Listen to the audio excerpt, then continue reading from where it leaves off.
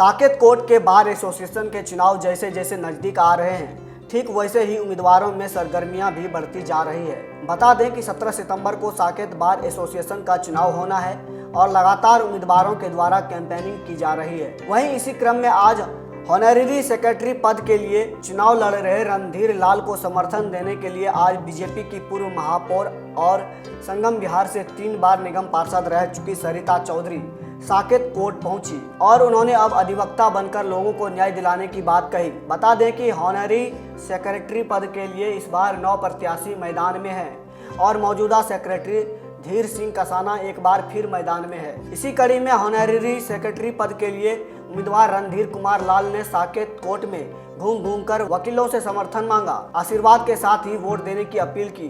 उनका कहना है कि साकेत कोर्ट में जो भी असुविधाएं हो रही है उन सभी असुविधाओं को दूर करते हुए वे साकेत कोर्ट में सुविधाओं का अंबार लगा देंगे। बीते लंबे समय से साकेत बार एसोसिएशन फंड से जूझ रहा है और भी एसोसिएशन को फंड दिलाने की भी पूरी कोशिश कर रहे हैं। उनका मानना है कि 17 सितंबर को होने वाले चुनाव में वकील उन्हें वोट करेंगे और इस चुनाव में भी विजय होंगे। वकीलों के लिए बहुत सारे काम किए। इतना ही नहीं, एडवोकेट दर्दिला ने बताया कि कोविड के समय हमारे कई अधिवक्ताओं की जान गई।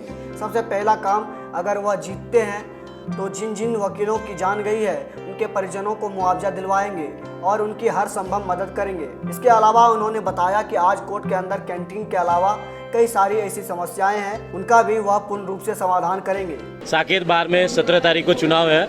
मैं यहाँ पे सेक्रेटरी सचिव पोस्ट पे जो है सो कंटेस्ट कर रहा हूँ और भारी समर्थन है हम लोगों का, क्योंकि हम लोगों के यहाँ बहुत दिनों से कोई इलेक्शन नहीं हुआ था। अभी बहुत दिनों के बाद, सालों के बाद इलेक्शन हो रहा है। बहुत सारी कमियाँ हैं, बहुत सारे चीज़ पूरी करने हैं। बार की जो अखंडता है सबसे पहले उसको दिखाना है और हम लोग सारे पार्किंग पे, मेडिकल फैसिलिटी, जितनी भी बातें होती है हम लोग उन पे बात करेंगे और हम अपने बार को सबसे ऊंचे गरिमा स्थिति पे पहुंचाएंगे। क्योंकि हमारी बार आज के डेट में, हमने पिछले 2 साल कोविड के दौरान जो है सो कि वकीलों की जो हाल हुई है किसी को बताने की वजह नहीं है, क्योंकि सब लोग जानते हैं कि हम लोग बिना सैलरी के काम करते हैं और हमारा काम न्याय दिलाना है। हमारे पास में बहुत सारे यूथ लॉयर्स हैं जिनको कहीं पे भी कोई भी आज के डेट में वो रोड पे खड़े हैं। यहाँ पे लोकल कमिश्नर की व्यवस्था होती है, अपॉइंटमेंट की, रिसीवर की होती है, बहुत सारी बातें होती हैं जिससे पैसा जनरेट किया जाता है।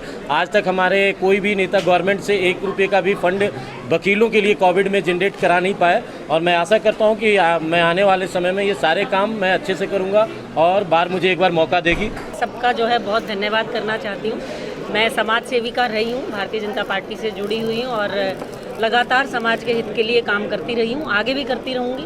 और एक अधिवक्ता के तौर पर, क्योंकि वकालत मैंने बहुत पहले से की हुई थी लेकिन एक बाय प्रोफेशन मैंने नहीं इसमें किया था, लेकिन ऐसी बहुत सारी बातें मुझे लगा कि एक नेता होने के साथ साथ आप अगर वकालत भी करते हैं तो लोगों की जो अधिकारों से जो वंचित हैं उनके अधिकारों की लड़ाई के लिए ये एक बहुत अच्छा फोरम भी है।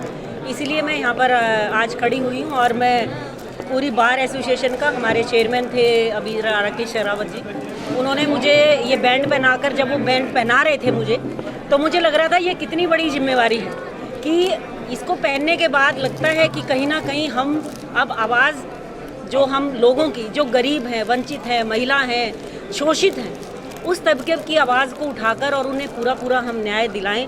मेरी परमपिता परमेश्वर के चरणों में भी मैं यही कामना करूंगी कि मुझे वो ताकत दे, शक्ति दे। महिला पर